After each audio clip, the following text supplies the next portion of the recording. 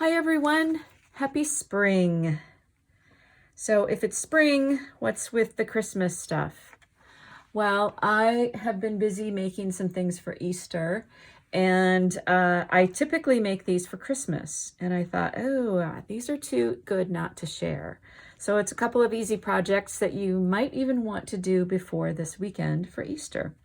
This first one is a gift card wallet. It opens up and it has these pockets in here that are perfect for gift cards. And this is a candy pouch.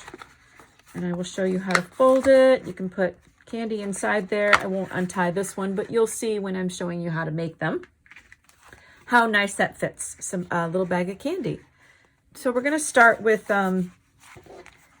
this little gift card wallet. These are the ones that I made for Easter.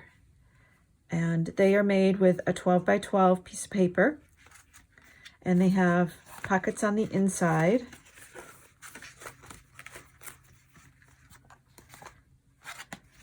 I've inked up the edges a little and added some vintage images to these. But they are basically all the same on the insides. Now, one thing I discovered though, I usually just make these in a regular 12 by 12 piece of paper. No big deal, right? But what I discovered with Easter is I had these scalloped papers that I didn't really like that much. I didn't really know what to do with them, and they kind of seemed perfect for this. So when I was folding, I discovered that they actually can line up so that the scallops line up relatively well. So I am actually going to use one of those pieces of paper to show you how to do this. So you are going to fold your paper in half, one direction, and I am kind of lining up the scallops. And you're going to give that a good fold. I like to go over it with my bone folder too. Okay, and then open this out, turn it around the other way, and then I'm going to use my mat here to roughly look at 3.5 inches. 1, 2, 3.5 inches. And if it's the middle of a scallop, then it should line up with the scallops here. And I'll fold that down. And then this one, 3.5. 1, 2, 3.5.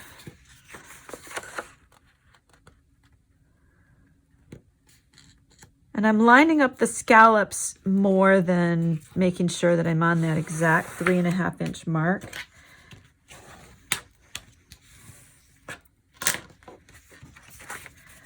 Okay, and now we're going to cut this line and this line.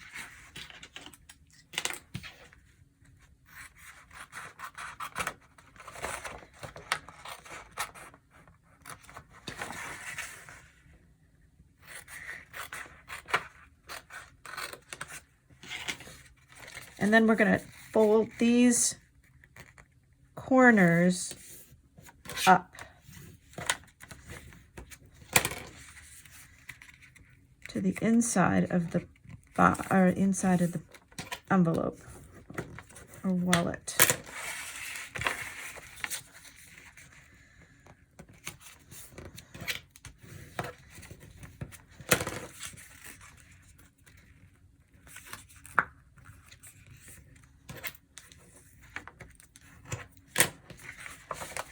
That's all you need to do.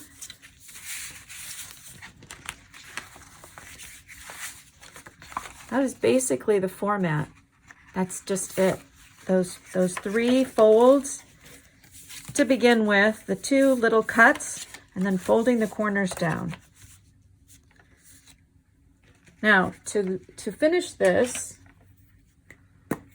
what I'm going to do, you don't have to glue these down, but sometimes it's kind of nice just to get them out of your way. I glue these down.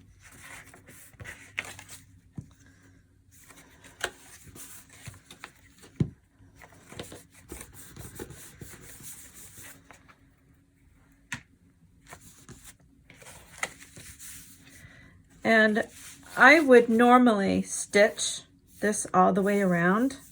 That's what I did on these. I don't know if you can see the stitching there, but I did stitch them all the way around. You don't have to though. You can definitely just glue. And I will do that here.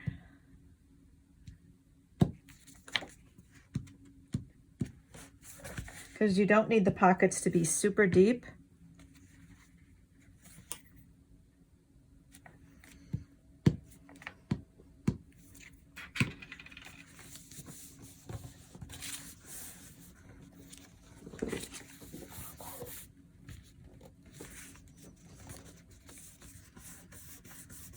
And I want to say that I learned this from Natasha at Treasure Books. She did a video on this, and she actually uses these as junk journal elements, as like multiple pockets. If you fold it back this way, she does like one pocket here, one here, and she leaves this open for a pocket here as a like a free floating pocket in a junk journal, or to bind it actually in the center as a page in a book. But when I first saw this, I think it was close to Christmas, and I immediately saw, wow, that would be the perfect spot for a gift card. And I was sending gift cards to my kids who live out of state. So that's what I did, and I really liked that idea. So this one is glued. The next thing to finish it off is just to add some eyelets so we can tie it closed. I use my crocodile to do that. You can use whatever you have.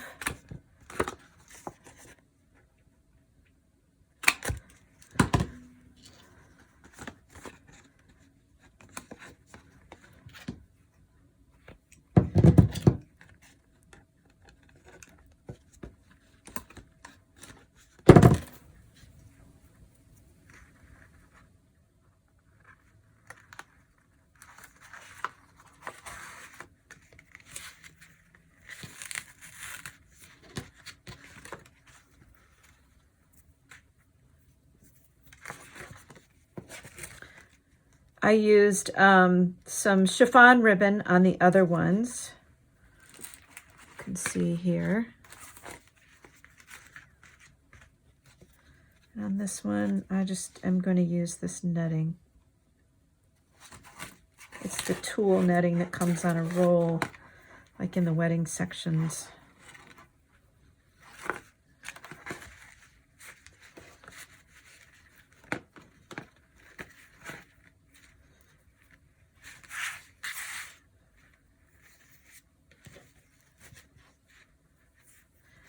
And you can choose to decorate the front of the cover or not, but you know, in an Easter basket, that would be kind of cute, or just given as a gift for someone, hanging on a gift bag. Just a cute little thing, and it holds a gift card, or it just holds a note. You can also just use it as a letter. They do fit in an envelope, so you could put it in the mail. So that is the gift card wallet. Now let's move on to the candy box. Candy box is another one that starts off with a piece of 12 by 12 scrapbook paper. It can be any paper though, and it could be smaller than 12 by 12. And this one, since you use either 12 by 12 or a smaller piece, like an 8.5 by 11, I'm gonna not use measurements as much as show the principles of it. So basically, flip your paper over and you mark the middle. 1, 2, 3, 4, 5, 6. My paper is 12 inches, so this is the center right here. And what you're going to do is you're going to fold your sides up to meet at that center mark. You don't want them overlapping. So just to the center mark.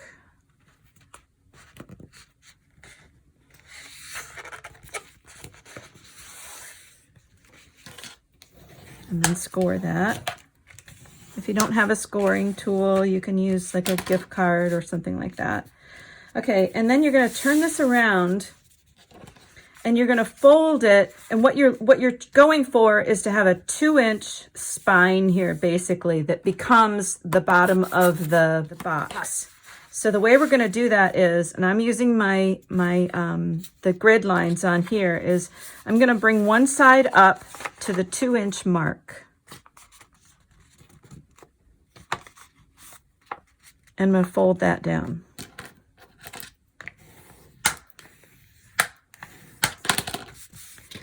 I'm going to flip this over, open it up, and do the same thing on this side. Fold it over to the 2-inch mark.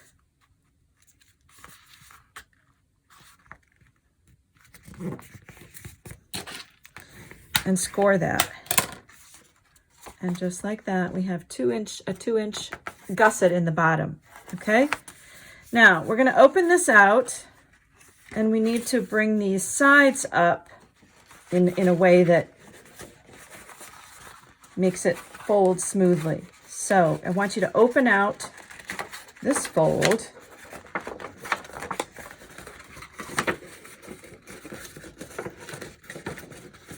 And this fold, these shortest folds. Open those out and fold them the opposite direction.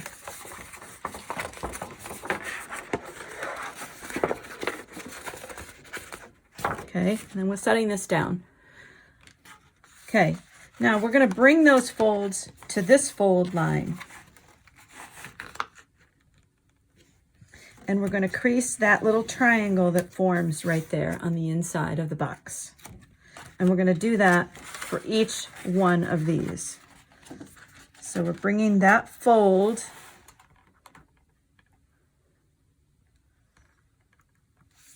to the side, fold, and then creasing that.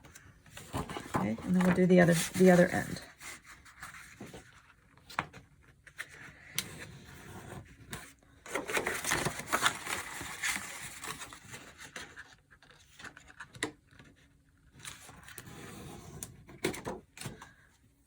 Okay, now to hold this all together, I am going to glue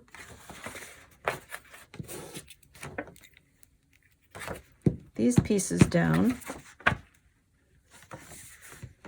just roughly, because we're going to tie this closed, so they don't really need to be super tight.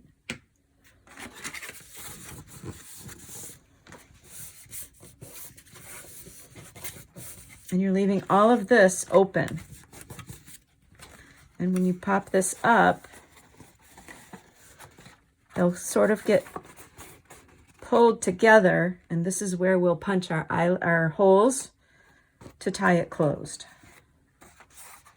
So I will do that.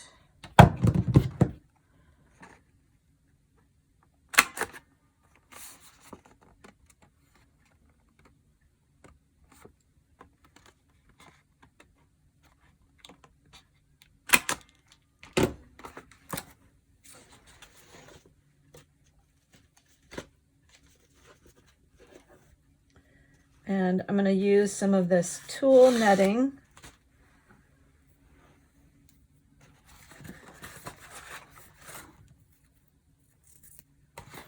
to run this through here.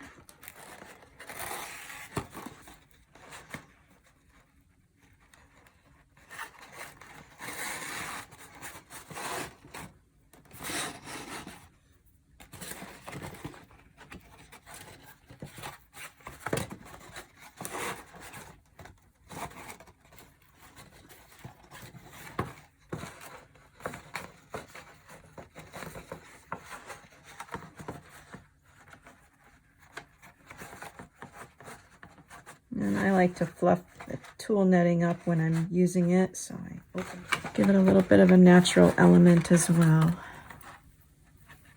with the twine.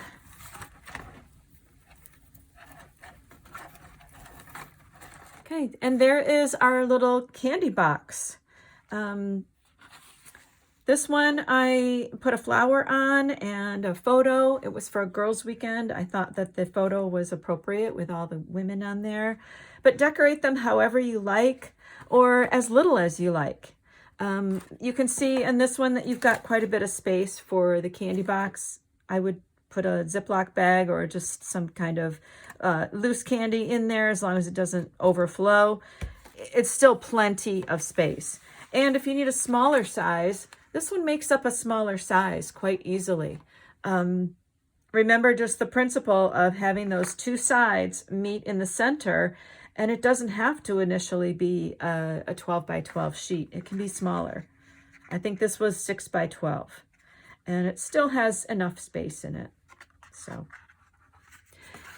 anyway, I hope you make something for Easter. At any rate, I hope you enjoyed this, and stick around. I have a video of my Easter table and a little bit of spring decor in my house. So happy spring to you all. I will see you in the next one. Thanks for coming along. Welcome to my spring table for Easter. I told you in my first video that I like to set a pretty table, and no time is better than at a holiday. So even though it's a little early and I set this up just for the pictures, here it is.